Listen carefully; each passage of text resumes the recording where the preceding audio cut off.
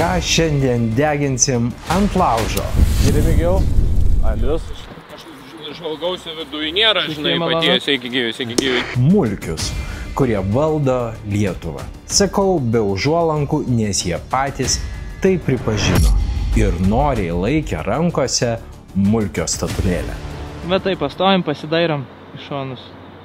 Gal į nerį tekančią? Peržiūrėjau visą pilną pranką Remygai, kuris jau paplito po internetą. Ir žinot, negalėjau patikėti, kokio reikia būti mulkiu, kad taip paslystum. Skrendu į New Yorką, gal dar iki Vašingtono nuskrisiu. Atsiminkim kelionį į Ameriką pas Elon Muską. Asmeniniai reikalai, asmeniniai darbai ir valstybės reikalai tuo pačiu. Jūs galvojat, mulkis bus atidesnis? Ne velniu, juk jis dėmesiu minta, bet koks interviu jam kaip opijus narkomanui. Negali būti labai profesionalus alpaštas, turi būti juokingas. Juokingas žiūrovai, bet ne Remygai. Remygai turi būti ok. Pavadinimas bus tiesiog lrt.kultūrosdienos@gmail.com. Laiškas Remygai išsiųstas, nepraeina nė valanda ir štai dėmesio ištroškusio atsakas. Jau atrašė? Jau įkrito, žinai. Labą dieną, gal galite rytoj 9 val. Pagarbiai Remigijus Žemaitaitis. Jaunuoliai iš YouTube kanalo Nešvankiai. Kviečiu juos sekti. Šios jaunus žmonės tai dar labiau motyvuos. Šitą video mes tiesiog privalom platinti kuo plačiau. Čia bus stiklinis toksai ir yra parašyta už ką apdovanojimas. Meninio ugdymo Lietuvos kultūros iniciatyvos skatinimo apdovanojimas.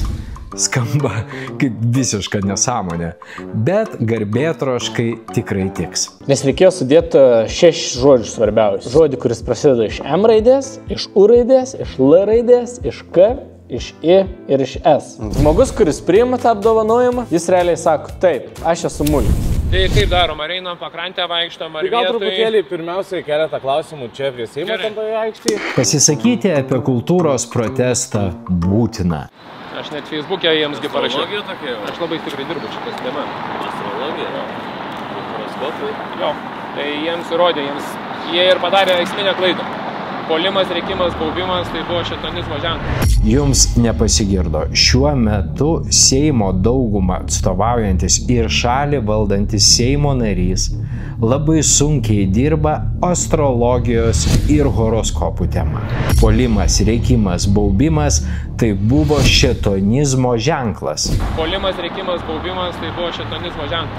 Savo ant laužo Patreon kanalą aš vadinu socialinių tinklų inkvizicija, bet čia kur kas stipriau. Šėtonizmo ženklas. Jūs, gerbiami kultūrininkai, esat šėtonizmo ženklas. Ir štai atėjo laikas apdovanojimui. Čia jaunimas išrinko. Meninio ugdymo Lietuvos kultūros skatinimo apdovanojimas. Nu, man reikėtų čia šiek tiek pasitobulinti šitoj dalyje. Pasitobulinti? Nesu aš jau toks jau labai geras. Aišku, mulkiui sunku suprasti, kas per apklausą, kodėl visi žodžiai ant apdovanojimo iš didžiosios raidės. Čia apklausa vyksta. Apklausa, ne? Jo, apklausa. Negirdėtume kažkaip. Nu, žinai, ne visus aš žinau. Tapinas dalyvavo, gal nurungės. Nu, tas tai... Svarbugi stovėti prieš kamerą su feikinė statulėle rankose, šypsotis ir mintise dėlioti naują Facebooko postą. Kaip jį visi puola, bet nežiūrinti tai, jis apklausose laimi net prieš Tapiną. Tas vieną dieną jisai turi suvokti, ką jis daro valstybei. Nes taip skaldyti visuomenės. Žmogysta su mulkio statulėle rankose bando veblenti apie skaldomą Lietuvą. Beveik tuo pat metu Facebook'e pasirodo kitas video. Selfie filmuojasi Nemuno aušros narys Aidas Gedvilas. Sveiki visi. Šis išrinktasis nepaprastas Seimo narys, o po rokiruotės komitetuose šviežiai iškeptas Lietuvos Respublikos nacionalinio saugumo ir gynybos komiteto narys. Čia toks komitetas, kuris atsakingas už šalies saugumą. Apjuostas pastas teritorija su taip vadinama koncertina.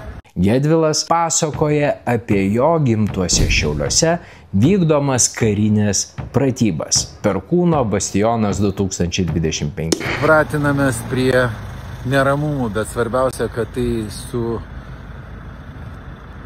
karu turbūt nieko bendro nėra. Čia daugiau eina kalba apie tai, kad mokytis malšinti riaušes ir kažkokius tai kitus žmonių, tokius sambūrius, išpuolius. Lietuvos kariuomenė nesimoko kariauti, o malšinti riaušes. Nacionalinio saugumo ir gynybos komiteto narys net nemirktelėjęs skleidžia štai tokį melą. O gal jis irgi apsimeta mulkiu? Arba vėlgi jis viską žino, tik greitai sukurpė selfiuką, nuteikinėjantį visuomenę prieš karinės struktūras, kurios mokosi saugoti Lietuvos žmonės. Daug postė Seimo narys pridėjo postscriptum. Vienas iš jų, kad jis tikrai didžiuojasi Lietuvos kariuomenė. Bet komitete aiškinsis, kam tokios pratybos buvo. Nežinau, ką per tokias pratybas čia galima išmokti. O dabar mano postscriptum. Jūs galvojate, kad viskas, prie kultūros ministerijos jokie mulkiai rankų nebekiš. Deja, ministerijos darbuotojams nuleista žinia, kad Nemuno aušros išvengti nepavyks. Viceministrų kėdės ar kokių nors pavaduotojų postai jiems irgi tiks. Gerai, viskas. Ačiū labai. Sėkmės pačiam, sėkmės, iki. Iki.